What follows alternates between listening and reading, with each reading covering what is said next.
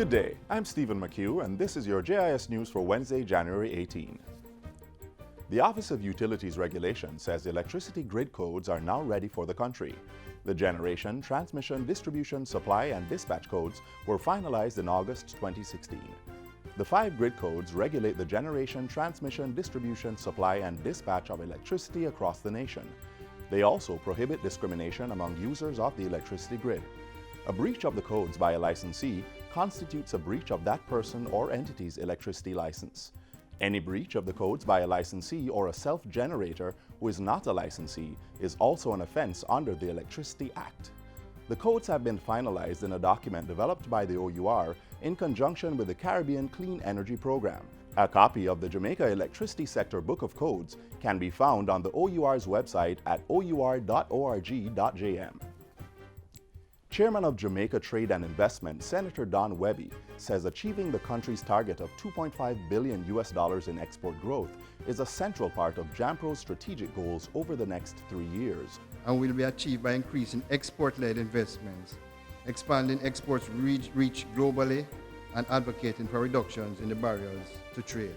He asserts that while the country is halfway to reaching the export growth target, it needs powerful performances from the manufacturing and agriculture sectors to realize the remaining $1.2 billion by 2020.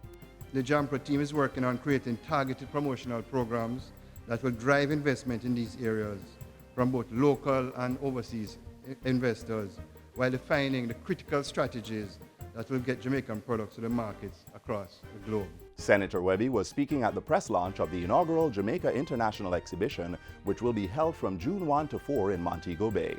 Police officers in the corporate area will soon be able to ride free of charge on Jamaica Urban Transit Company JUTC buses. The law enforcement personnel will benefit from the service for approximately 1 year.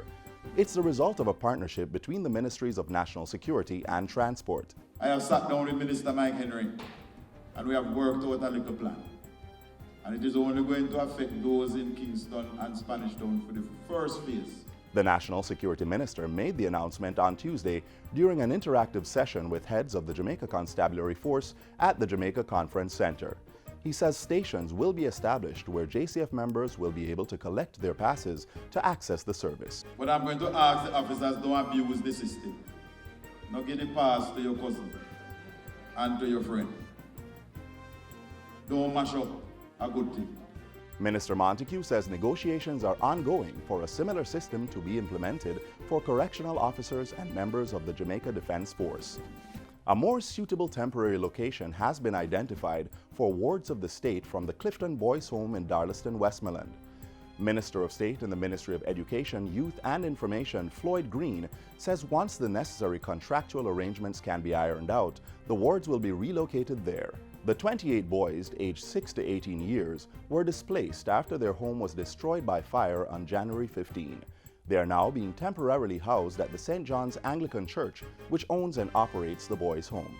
Minister Green says every effort will be made to keep the boys together under the care and guidance of their house mother, Irene MacDonald, with whom they share a special relationship. Because we do see that there's a special bond there, and that helps them in the healing process, that helps them to get over the incident quicker and get back to a regular state of affairs. And seeing that they will be displaced for some time, we want to ensure that they have that bond. Meanwhile, the state minister says the outpouring of support for the home and the boys from both local and overseas partners has been tremendous. And a lot of calls have been coming in from here and abroad, and we want to encourage people to keep, even a lot of the boys would have lost also personal items. Some of them had their little tablets and their computers that they used in school.